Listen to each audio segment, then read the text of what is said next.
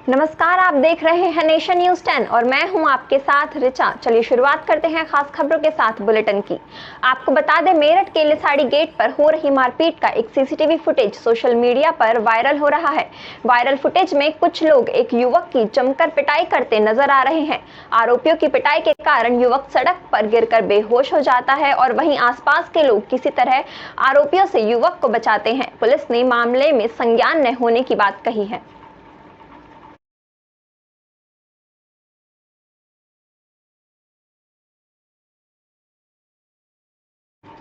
मुरादाबाद के ठाकुरद्वारा में पहली बार नगर निकाय चुनाव में अपनी किस्मत आजमा रहे इरफान अंसारी ने सपा के टिकट से दावा ठोका और नगर में जनता से डोर टू डोर जनसंपर्क किया। वहीं बीजेपी प्रत्याशी पवन पुष्पद ने भी नगर में जनता से संपर्क साधा, तो दूसरी तरफ कांग्रेस प्रत्याशी हाजी लियाकत अंसारी ने भी नगर में वोटों की अपील की और युवाओं को वाईफाई फ्री देने का भी वादा किया।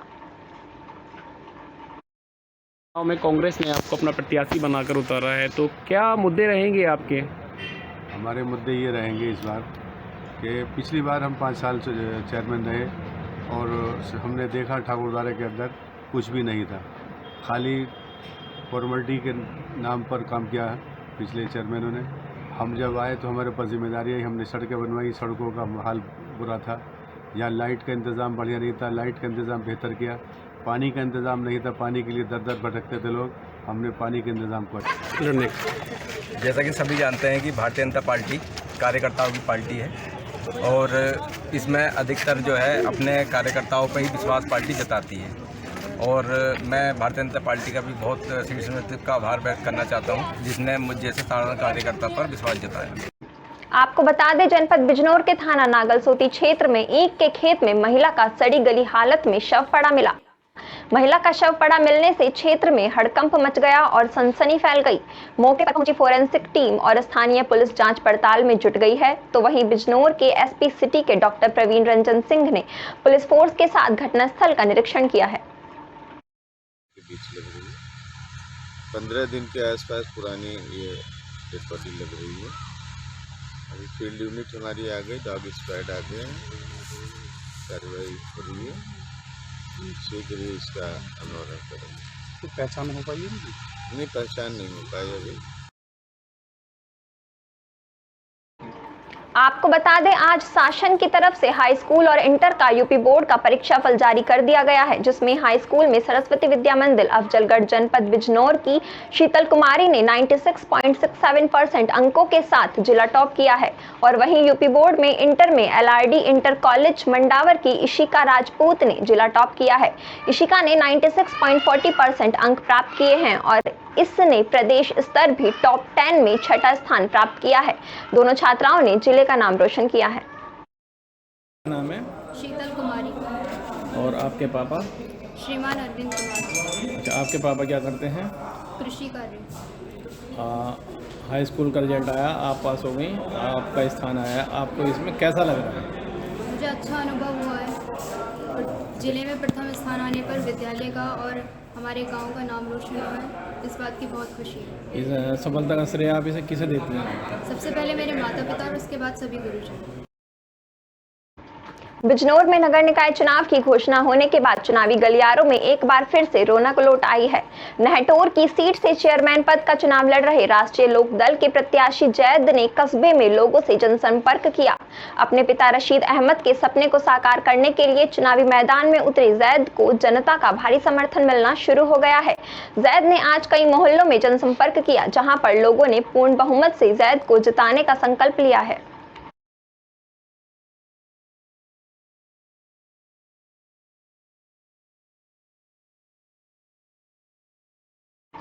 नगर निकाय चुनाव की घोषणा के बाद बिजनौर जिले के चुनावी गलियारों में फिर से रौनक लौट आई है, लेकिन इस बीच कुछ प्रत्याशी आदर्श आचार संहिता का उल्लंघन करते साफ नजर आ रहे हैं।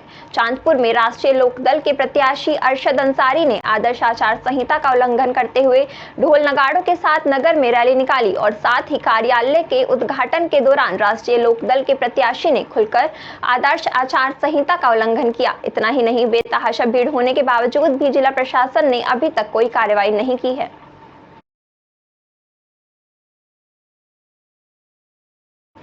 अल्मोड़ा के पूर्व कांग्रेस सैनिक प्रकोष्ठ प्रदेश महासचिव धनानंद शर्मा ने वित्तीय वर्ष का बजट निराशाजनक बताते हुए कहा कि इस बजट से आपदा पीड़ित गरीब लोगों को काफी उम्मीदें थी, लेकिन सरकार के बजट से लोगों को निराशा मिली। उन्होंने कहा, प्रदेश की सबसे बड़ी घटना सल्ट क्षेत्र के देवालय गांव में गर्भवती महिलाओं की मृत्यु हो गई। हमने लगातार प्रयास किया, लेकिन पीड़ित को कोई मुआवजा नहीं मिला। सरकार ने पीड़ित परिवार के लिए कोई सहायता राशि तय नहीं की। उन्होंने दूसरी घटना भ्याड़ी में गौशाला में आग लगने 3 जानवरों को जिंदा जलकर मौत की घटना सुनाई। देखिए, हमारा तो यही कहना है कि जिला पंचायत सदस्य अगर गलत पाई जाती है, उसके प्रमाण पत्र गलत पाए जाते हैं, तो उसे कड़ी से कड़ी सज़ा मिलनी चाहिए। ठीक है, ये तो बहुत ही गलत है। यो आम जनता की आंखों में धूल झोंकने का काम है। ठीक, प्रधान ने बहुत गलत कराया, वीडियो ने बहुत गलत कराया। नाम साजिद अली है, मैं ग्राम बेल्डा का रहने वाला हूँ। जिला पंचायत सदस्य पे जो आरोप लग रहे हैं, मेरे हिसाब से बिल्कुल सही लग रहे हैं, क्योंकि हमने जिला पंचायत सदस्य को कभी गांव में रहते हुए कभी देखा नहीं है, ना किसी तरह का कोई सबूत उनके दिखाई दे रहा है कि वो यहाँ रहती है। अचानक से आए और इलेक्शन लड़ लिया। जो वित्तीय वर्ष समाप्त हो गया है 2022-23, उसके लिए क्षेत्र के पीड़ित, शोषित, गरीब और आपदा पीड़ित लोगों को बड़ी उम्मीद रहती है कि वित्तीय वर्ष में शायद हो कि हमारे हिस्से का भी जो वित्त का जो भी अनुदान उनको मिलना चाहिए था वो मिलेगा। मेरे क्षेत्र में प्रदेश की एक सबसे बड़ी घटना जुड़वा बच्चों से गर्भवती महिला की मृत्यु हुई थी। उसके लिए हमने लगातार 1 साल, 1.5 साल, 2 साल आंदोलन किया। देखिए, हमारा तो यही कहना है कि जिला पंचायत सदस्य अगर गलत पाई जाती है, उसके प्रमाण पत्र गलत पाए जाते हैं, तो उसे कड़ी से कड़ी सज़ा मिलनी चाहिए। ठीक है, ये तो बहुत ही गलत है। यो आम जनता की आंखों में धूल झोंकने का काम है। खबर देहरादून से है, जहां बजरंग दल के कार्यकर्ताओं ने मुख्य शिक्षा अधिकारी कार्यालय का घेराव कर जमकर विरोध प्रदर्शन किया। प्रदर्शनकारियों ने निजी विद्यालयों की मनमानी और वहां दी जाने वाली शिक्षा पर चिंता व्यक्त करते हुए मुख्य शिक्षा अधिकारी प्रदीप रावत को एक ज्ञापन प्रेषित किया है। ज्ञापन में निजी स्कूलों में इस्लामीकरण, ईसाईकरण और धर्म परिवर्तन कराने जैसी घटनाओं पर रोक लगाने की मांग की गई है।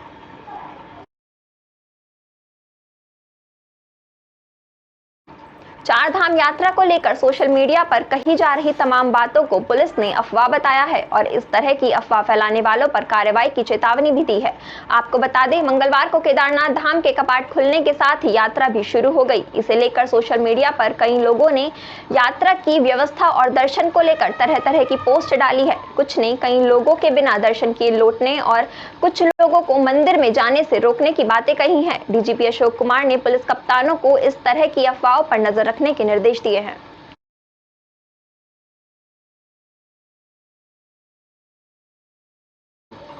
मौसम विभाग ने राज्य के पर्वतीय जिलों में ओलावृष्टि की संभावना जताई है। आपको बता दें, मौसम विभाग ने 27 से लेकर 29 अप्रैल तक ओलावृष्टि, आकाशीय बिजली गिरने को लेकर येलो अलर्ट जारी किया है। मौसम विज्ञान केंद्र देहरादून के अनुसार 26 अप्रैल को उत्तरकाशी, रुद्रप्रयाग, चमोली, बागेश्वर और पिथौरागढ़ जिले में कहीं कहीं हल्की बारिश हो सकती है और साथ ही 3500 मीटर से अधिक ऊंचाई वाले इलाकों में बर्फबारी के आसार हैं। वहीं पहाड़ों में 27, 28 और 29 अप्रैल को मौसम बिगड़ने का अनुमान है। हालांकि मैदानी इलाकों में मौसम साफ रहने के आसार हैं। से लेकर के अगले 3-4 दिनों में खास करके 27-28 तक जो है उत्तराखंड में पर्वतीय क्षेत्रों में हल्की वर्षा और बर्फबारी और साथ ही जो है थंडरस्टॉर्म एक्टिविटी मिलने की संभावना है। इसमें भी विशेषकर जो उत्तरकाशी, चमोली, रुद्रप्रयाग, पिथौरागढ़, बागेश्वर जनपद है, इनमें जो है अगले 4-5 दिनों में जो है कहीं कहीं हल्की जो है वर्षा और गरज चमक के साथ वर्षा मिलने की संभावना है।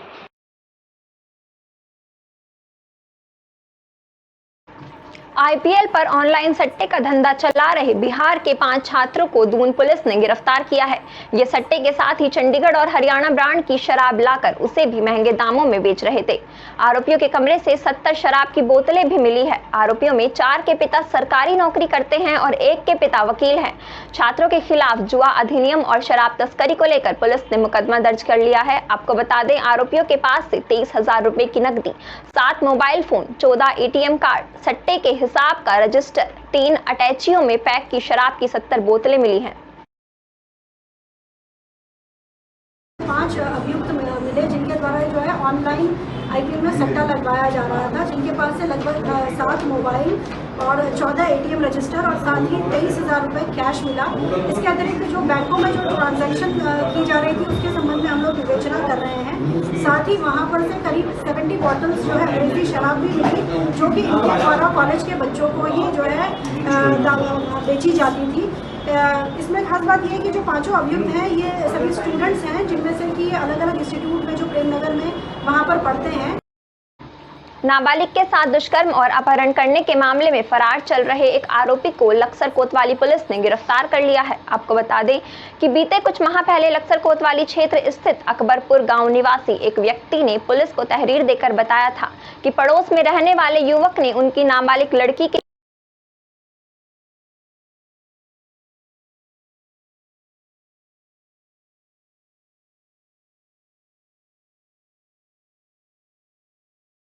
मार्च के करीब जो है एक गुमशुदगी दर्ज हुई थी, जिसमें गुमशुदगी की विवेचना करते हुए वो लड़की बरामद हुई थी और जो उसमें मुलजिम था वो 25 मार्च को आत्मसमर्पण किया गया था उसके द्वारा। उसी मुकदमे में वांछित चल रहे एक दूसरे व्यक्ति जिसका नाम गौतम था, उसे कल बहादुरपुर जज से गिरफ्तार कर माननीय न्यायालय में पेश किया। खबर लक्सर से है। लक्सर के अखोड़ा औरंगजेबपुर गांव में महिला प्रधाना के ससुर सहित 3 भाइयों के अवैध कब्जा किए जाने के मामले में नैनीताल हाईकोर्ट से संज्ञान लिया गया है। इस मामले में नैनीताल हाईकोर्ट ने राजस्व विभाग हरिद्वार और लक्सर को तत्काल भूमि से अतिक्रमण हटाने के आदेश जारी किए हैं। बता दें कि जन याचिका पर नैनीताल हाईकोर्ट ने संज्ञान ले लिया है। शिकायतकर्ता जगपाल सिंह और उनके अधिवक्ता विकास कुमार ने बताया कि नैनीताल हाईकोर्ट ने इस मामले में उन चारों की ओर से भूमि पर किए गए अतिक्रमण को तत्काल हटाए जाने के आदेश जारी किए हैं। ऐसा है, हमारे गांव के एक तालाब है खसरा नंबर 197 और खाता संख्या 303 में ग्राम प्रधान के ने खुद अवैध कब्जा कर रखा है और उसमें ये 2012 से ये अवैध कब्जा चल रहा था तहसीलदार कोर्ट में, और जबकि 29/9/2021 में इसमें तहसीलदार कोर्ट से इन चारों के खिलाफ बेदखली के आदेश और 5-5 हज़ार रुपये का अर्थदंड भी हो चुका था, लेकिन फिर भी उसे बेदखल नहीं किया गया। इस संबंध में डीएम साहब के यहाँ भी एक प्रार्थना पत्र दिया था। डीएम साहब ने भी उसमें इन्हें बेदखल करने के आदेश दे दिए थे। देखो, ये हमारे गांव में जो ग्राम प्रधान बने हुए हैं, पहली योजना भी प्रधान रहा और अब भी प्रधान है। पहले इसकी बहू थी, अब लड़के की वाइफ है, लड़के की बहू। इसने नाजायज कब्जा कर रखा, नाजायज, एक तो नाजायज हो फिर नाजायज ही कर रखा बिल्कुल। खबर लक्सर से है। यहां जेके टायर फैक्ट्री के पूर्व कर्मचारियों के दिए जा रहे धरने के मामले में एसडीएम की अध्यक्षता में कर्मचारियों और फैक्ट्री प्रबंधन के बीच में वार्ता बैठक आयोजित हुई, जिसमें ये निर्णय लिया गया कि कर्मचारियों का शांतिपूर्ण ढंग से धरना जारी रहेगा और वो मामले को लेकर कोर्ट में जाएंगे। एसडीएम ने अगले 1 महीने तक फैक्ट्री में कोई भी नियुक्ति न करने के निर्देश दिए हैं। जेके टायर कंपनी और जो पूर्व बिरला कंपनी थी, उनके द्वारा कुछ कर्मचारियों को वॉलंटरी रिटायरमेंट दिया गया था, एक स्कीम जो थी उसको अपनाते हुए, और उसके कुछ कर्मचारी आज संगठित होकर के एक आंदोलन के रूप में यहाँ पे बिरला के गेट से 500 मीटर के दायरे में धरना प्रदर्शन कर रहे हैं, बैठे हुए हैं। और आज उनका एक शिष्टमंडल यहाँ पर आया था और यहाँ पर जेके टायर के एचआर वगैरह भी यहाँ पर आए हुए हैं, उनसे बातचीत हुई है। एसडीएम साहब ने मैनेजमेंट के आदमी भी बुलवाए थे और बहुत अच्छी तरीके से उनसे बात हुई। हमारे लॉयर ने भी बहुत बढ़िया बात की और जहाँ तक उम्मीद भी जगी है कि कहीं ना कहीं हम अंदर भी जाएंगे, फैक्ट्री में काम भी करेंगे जैसा हमने पहले किया। दूसरी बात, कुछ पॉइंट ऐसे हैं जो मतलब गलत तरीके से फैक्ट्री के अंदर कुछ ज़मीनें भी हैं, जोड़ भी हैं, उन्हें लेकर हम हाई कोर्ट सुप्रीम कोर्ट तक भी जाएंगे, पीछे नहीं हटता है। उनको Uttar Pradesh industrial dispute act की नियम 43 से कहता है कि जब भी फैक्ट्री से कर्मचारियों को हटाया जाएगा, तो जब भी उस फैक्ट्री में भर्ती होगी तो सबसे पहले उनको रखा जाएगा। मंगलोर के थितकी गांव में खेत में पानी देने को लेकर दो पक्षों के बीच खूनी संघर्ष हो गया। एक पक्ष ने दूसरे पक्ष पर कई राउंड फायर किए। साथ ही खूनी संघर्ष में दो लोग गोली लगने से गंभीर रूप से घायल हो गए। खूनी संघर्ष की सूचना के बाद मौके पर पहुंची पुलिस ने घायल लोगों को उपचार के लिए एम्स हॉस्पिटल ऋषिकेश रेफर कर दिया। सूचना के बाद हरिद्वार एसएसपी अजय कुमार, एसपी देहात, क्राइम एसपी मंगलोर, सीओ सहित कई आला अधिकारी घटना स्थल पर पहुंचे और घटना की जानकारी जुटाई। तनाव की स्थिति देखते हुए गांव में भारी पुलिस बल को तैनात कर दिया गया है। पानी को लेके हुआ है, राजवाही का पानी चल रहा था, ओसरेबंदी का कुछ मामला था। एक पक्ष ने पानी चला रखा था, दूसरा पक्ष इस बात के लिए क्रोधित हुआ कि ये पानी यहाँ को नहीं चलेगा। इस बात पे लेके उन लोगों में लड़ाई शुरू हुई है।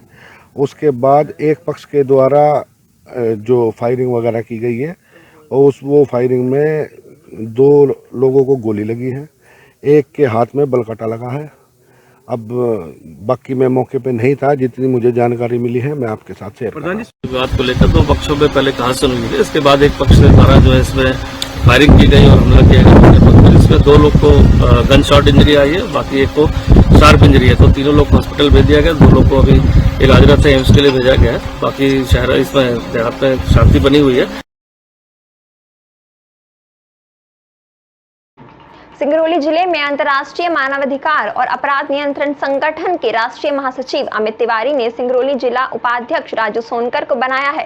राष्ट्रीय महासचिव अमित तिवारी ने राजू सोनकर को प्रमाण पत्र देकर शुभकामनाएं दी। वहां पर उपस्थित अंतर्राष्ट्रीय मानवाधिकार और अपराध नियंत्रण संगठन के पदाधिकारी, संभागीय उपाध्यक्ष प्रमोद द्विवेदी और सत्येंद्र पासवान, प्रदेश महासचिव रमन सिन्हा ने राजू सोनकर को सिंगरौली जिला उपाध्यक्ष बनाए जाने पर शुभकामनाएं दी।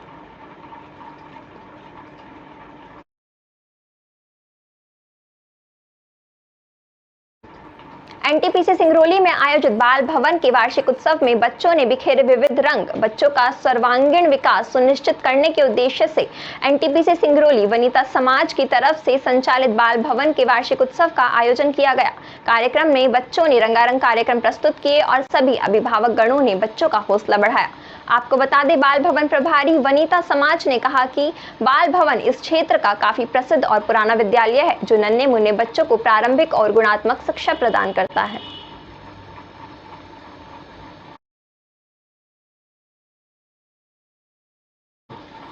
बेरोजगारी भत्ता के लिए छत्तीसगढ़ सरकार की तरफ से बनाए गए नियम कानून के विरोध में आज बलरामपुर जिले में भारतीय जनता युवा मोर्चा ने विरोध प्रदर्शन किया। इस दौरान पूरे शहर में रैली निकालते हुए उन्होंने कलेक्ट्रेट कार्यालय का घेराव भी किया। प्रदर्शन को रोकने के लिए सैकड़ों की संख्या में पुलिस बल तैनात रहा और साथ ही कलेक्ट्रेट कार्यालय के पास पुलिस के साथ जमकर झपट देखने को मिली। प्रदर्शनकारियों को रोकने के लिए पुलिस को 2 वाटर कैनन का इस्तेमाल भी करना पड़ा।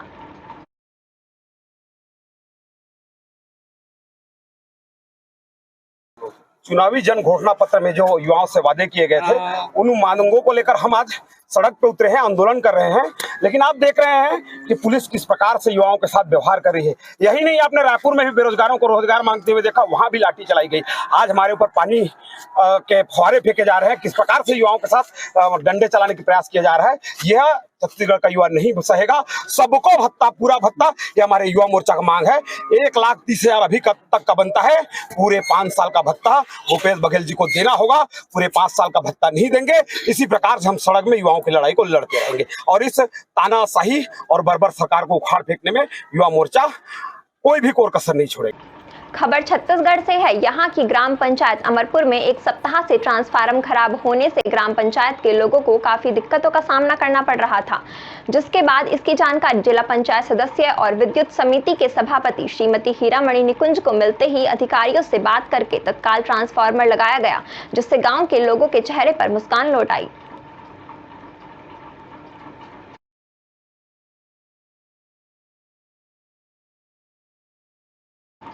फरीदाबाद के सिविल अस्पताल बादशाह खान के इमरजेंसी में तैनात ड्यूटी डॉक्टर की मरीज के साथ बदसलूकी का वीडियो सामने आया है। आपको बता दें, एक्सीडेंट होने के बाद पीड़ित मां और बेटी डॉक्टर के पास MLR कराने पहुंचे थे, लेकिन डॉक्टर ने मनमानी करते हुए घायल मां बेटियों की MLR नहीं काटी और अपने कमरे से धमकी देकर बाहर भगा दिया। पीड़ित ने डॉक्टर के दुर्व्यवहार की सारी तस्वीरें मोबाइल में कैद कर ली।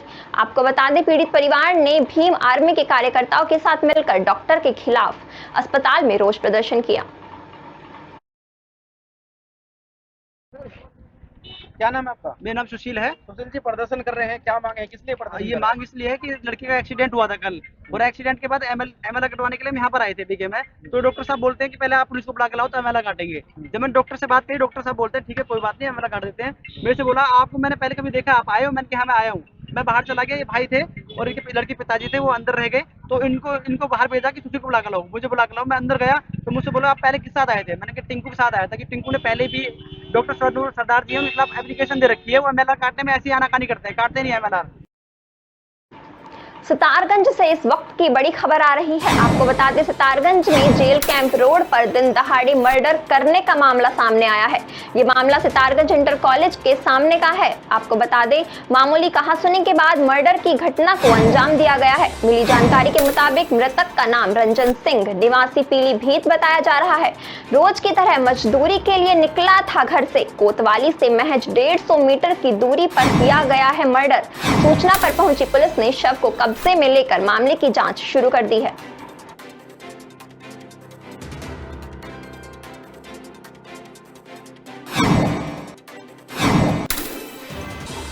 अमरोहा से बड़ी खबर सामने आ रही है। जनपद के सेंध नगली थाना क्षेत्र का पूरा मामला बताया जा रहा है।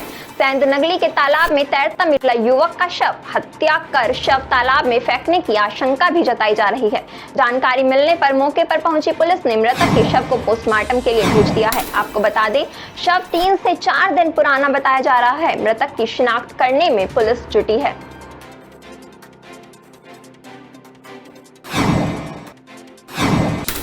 लक्सर से इस वक्त की बड़ी खबर सामने आ रही है। आपको बता दें, लक्सर में आबकारी विभाग की टीम ने लक्सर डेरा कलाल गांव के पास छापेमारी की, जहां पथरी नदी के किनारे बनाई जा रही 40 लीटर कच्ची शराब और उपकरण बरामद किए। छापेमारी की भनक लगते ही शराब तस्कर फरार होने में कामयाब रहे।